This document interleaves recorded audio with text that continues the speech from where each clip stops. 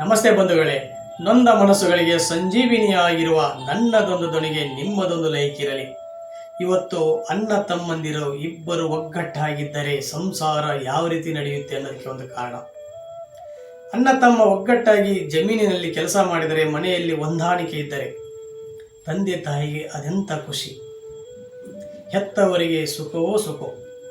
ಅಣ್ಣ ತಮ್ಮಂದಿರು ಒಗ್ಗಟ್ಟಾಗಿದ್ದರೆ ಯಾರೇ ಬರಲಿ, ಏನೇ ಹೇಳಿ, ಕಿವಿಯಲ್ಲಿ ಏನೇ ತುಂಬಲಿ,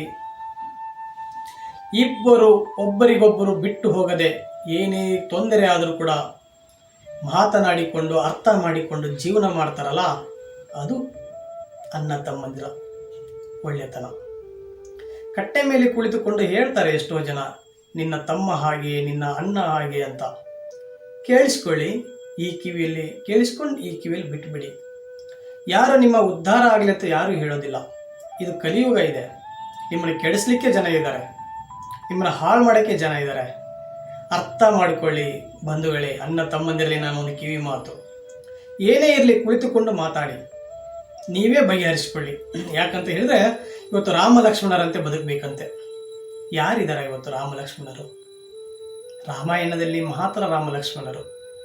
ಈ ಕಲಿಯುಗದಲ್ಲಿ ಇದ್ದಾರಾ? ದೀಪ ಹಚ್ಚಿ ಹುಡುಕಿದರೂ ಕಷ್ಟ ಇದೆ, ಇಲ್ಲ ಅಂತ ನಾನು ಹೇಳ್ತಾ ಇಲ್ಲ. ಸಿಗ್ತಾರೆ, ಎಲ್ಲೋ ಇದ್ದಾರೆ, ಕಡಿಮೆ. ಆದರ್ಶ ಜೀವನ ಆಗಬೇಕು ನಮ್ಮದು. 4 ಜನ ಇದ್ದರೆ ಅಂತ ಅಣ್ಣ ತಮ್ಮಂದಿರಂತ ಬಾಳಬೇಕು ಅಂತ ಹೊಗಳಬೇಕು, ಆ ರೀತಿ ಬದುಕಬೇಕು. ನಿಮ್ಮನ್ನು ನಂಬಿಕೊಂಡು ಬಂದಂಥ ಇಬ್ಬರು ಹೆಂಡಂದಿರು ಇರ್ತಾರಲ್ಲ ಒಳಗಡೆ, ಅಡಿಗೆ ಮಾಡಿಕೊಂಡು ನಿಮ್ಮಿಬ್ಬರಿಗೂ ರೊಟ್ಟಿ ಬುತ್ತಿ ಕಟ್ಟಿ ಅಣ್ಣ ತಮ್ಮಂದಿರು ಚೆನ್ನಾಗಿರಲಿ ಅಂತ ಏನು ಹೊಲಕ್ಕೆ ಕಳಿಸ್ಲಿಕ್ಕೆ ರೆಡಿ ಆಗ್ತಾರಲ್ಲ, ಅವರಲ್ಲಿ ಕೂಡ ಒಂದು ಸಂತೋಷ ಇರಬೇಕು. ಅಕ್ಕ ತಂಗಿಯರು ಹೊಂದಾಣಿಕೆ ಆಗಬೇಕಂತ ಹೇಳಿದ್ರೆ ಅಣ್ಣ ತಮ್ಮಂದಿರು ಮೊದಲು ಹೊಂದಾಣಿಕೆ ಆಗಬೇಕು. ಆವಾಗ ಒಳಗಡೆ ಅಡಿಗೆ ಮನೆಯಲ್ಲಿ ಅವರು ಕೂಡ ಹೊಂದಾಣಿಕೆಯಿಂದ ಇರ್ತಾರೆ. ಇದಕ್ಕೆ ಒಂದು ಉದಾಹರಣೆ ರಾಮ ಲಕ್ಷ್ಮಣರು. ರಾಮ ಕಾಡಿಗೆ ಹೋಗಬೇಕಾದ್ರೆ ಲಕ್ಷ್ಮಣಂದು ಆಗ ತಾನೇ ಮದುವೆ ಆಗಿರುತ್ತೆ. ಹೆಂಡತಿನ ಮನೆಯಲ್ಲೇ ಬಿಟ್ಟು ಅಣ್ಣನ ಜೊತೆ ಮತ್ತು ತಾಯಿ ಸಮಾನದ ಅತ್ತಿಗೆ ಜೊತೆ ಹೋಗಲು ಹೊರಡ್ತಾನೆ ಕಾಡಿಗೆ. ತನ್ನ ತಾಯಿ ಹೇಳಿದರೂ ಕೂಡ ಧಿಕ್ಕರಿಸಿ, ಇಲ್ಲ ಅಣ್ಣ ಅತ್ತಿಗೆ ಎಲ್ಲಿರ್ತಾರೆ, ನಾನು ಅಲ್ಲಿಗೆ ಹೋಗ್ತೀನಿ ಅಂತ ಕಾಡಿಗೆ ಹೋಗ್ತಾನೆ. ಅದು 1 ದಿನ ಅಲ್ಲ, 2 ದಿನ ಅಲ್ಲ, 3 ದಿನ ಅಲ್ಲ, 14 ವರ್ಷ ವನವಾಸ ಕಾಡಿನಲ್ಲಿ. ಈಗಿನ ತಮ್ಮಂದಿರು ಬರ್ತಾರ, ಎಲ್ಲಿದೆ ನಿನ್ನ ಆಸ್ತಿ ಪತ್ರ ಕೊಡು, ಎಲ್ಲ ಕೊಟ್ಬಿಟ್ಟು ಹೋಗೋದಾರು ಹೋಗ್ಬಿಡು, ನೀನು ಬರೋದ್ರೊಳಗಡೆ ನಾನು ಶ್ರೀಮಂತನಾಗುತ್ತೇನೆ ಅನ್ನೋ ಒಂದು ಭ್ರಮೆಯಲ್ಲಿ ತಮ್ಮಂದಿರು ಕುಳಿತು ಬಿಡ್ತಾರೆ. ಅಣ್ಣಂದಿರ ಬಗ್ಗೆ ತಮ್ಮಂದಿರು ಯೋಚನೆ ಮಾಡಬೇಕು, ತಮ್ಮಂದಿರು ಅಣ್ಣಂದಿರ ಬಗ್ಗೆ ಯೋಚನೆ ಮಾಡಬೇಕು.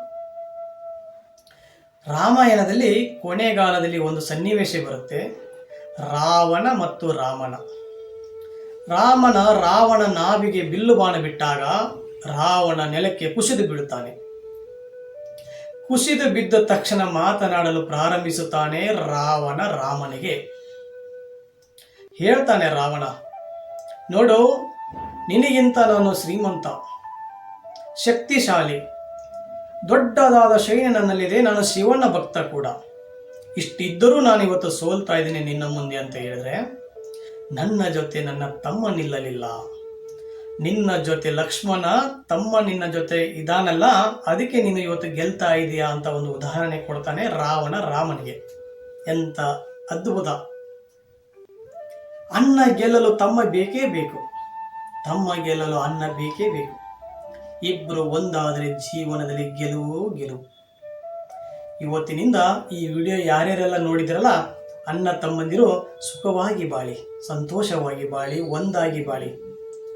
ಯಾವುದೋ ಒಂದು ಜಮೀನಿನಲ್ಲಿ ಒಡ್ಡಿಗೋಸ್ಕರ ಜಗಳ, ಒಂದು ಗಿಡ ನನ್ನ ಕಡೆ ಬಂದಿದೆ, ಒಂದು ಗಿಡ ನಿನ್ನ ಕಡೆ ಬಂದಿದೆ, ಒಂದು ಗುಂಟೆಗೋಸ್ಕರ ಹೊಡೆದಾಡಿ ಕೋರ್ಟು ಕಚೇರಿ ಅಂತ ಹೋಗಿ ಇರೋದೆಲ್ಲ ಕಳೆದುಕೊಳ್ಳುವ ಕಾಲಕ್ಕೆ ಹೋಗಬೇಡಿ ಅಣ್ಣ ತಮ್ಮಂದಿರೇ.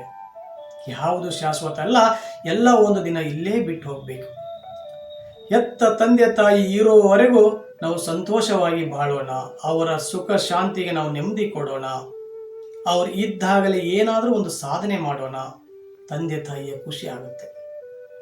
ಮಕ್ಕಳು ಸಂತೋಷವಾಗಿ ಮನೆಯಲ್ಲಿ ಓಡಾಡ್ತಾ ಇದ್ದರೆ ತಂದೆ ತಾಯಿ ಮುಖದಲ್ಲಿ ನೋಡಬೇಕು, ಎಷ್ಟು ಸುಖ, ಎಷ್ಟು ಕಳೆ, ಎಷ್ಟು ಸಂತೋಷ ಅಲ್ವಾ? ಯೋಚನೆ ಮಾಡಿ. ಏನು ತೊಗೊಂಬಂದಿದ್ದೀರಾ? ಎಲ್ಲ ಇಲ್ಲೇ ಬಿಟ್ಟು ಹೋಗೋದೇ ಅಲ್ವಾ? ಇರುವಾಗ ಪ್ರೀತಿಯನ್ನು ಹಂಚಿ ಸಂತೋಷವಾಗಿ ಬಾಳಿ. ಅಣ್ಣ ತಮ್ಮಂದಿರು ಒಗ್ಗಟ್ಟಾಗಿ ಬಾಳಿ. ಏನಾಗುತ್ತೆ, ಬಹಳ ಅಂದರೆ ಲಾಸ್ ಆಗ್ಬೋದು ಜಮೀನಿನಲ್ಲಿ. ಈ ವರ್ಷ ಮಳೆರಾಯ ಬಂದಿಲ್ಲ ಅಂತ ಹೇಳಿದರೆ ಏನೋ ಸ್ವಲ್ಪ ಲಾಸ್ ಆಗುತ್ತೆ. ಖಂಡಿತ ಒಂದು ದಿನ ಮಳೆರಾಯ ಬರ್ತಾನೆ, ನಿಮಗೆ ಜಮೀನಿನಲ್ಲಿ ಒಳ್ಳೊಳ್ಳೆ ಫಲವನ್ನು ಕೊಡ್ತಾನೆ. ಕಾಯಬೇಕು ಅಷ್ಟೇ. ಬಿದ್ದರೆ ಪರಮಾತ್ಮ ಬಂದೇ ಬರ್ತಾನೆ ನಿಮ್ಮನ್ನು ಮೇಲೆತ್ತಲು. ಭಯಪಡಬೇಡಿ. ಏನಕ್ಕೋ ಒಂದು ಉದ್ದೇಶ ಇಟ್ಟುಕೊಂಡು ನೀವು ಭೂಮಿ ಬಂದಿದ್ದೀರಾ ಅಣ್ಣ ತಮ್ಮಂದಿರೇ. ಉದ್ದೇಶ ಪೂರ್ವಕವಾಗಿ ನಿಮ್ಮ ಒಂದು ಸಂತೋಷವನ್ನು ಈಡೇರಿಸಿಕೊಳ್ಳಿ, ಸುಖವಾಗಿ ಬಾಳಿ ಅಂತ ಹೇಳ್ತಾ ನನ್ನ ಮಾತನ್ನು ಮುಗಿಸ್ತಾ ಇದ್ದೀನಿ. ದಯವಿಟ್ಟು ಈ ವಿಡಿಯೋನ ಎಲ್ಲರಿಗೂ ಶೇರ್ ಮಾಡಿ, ನಿಮ್ಮ ಕುಟುಂಬದವರಿಗೆ ಸಬ್ಸ್ಕ್ರೈಬ್ ಮಾಡಿಕೊಳ್ಳಿ, ಲೈಕ್ ಮಾಡಿ ಅಂತ ಹೇಳ್ತಾ ನನ್ನ ಮಾತನ್ನು ಮುಗಿಸ್ತಾ ಇದ್ದೀನಿ.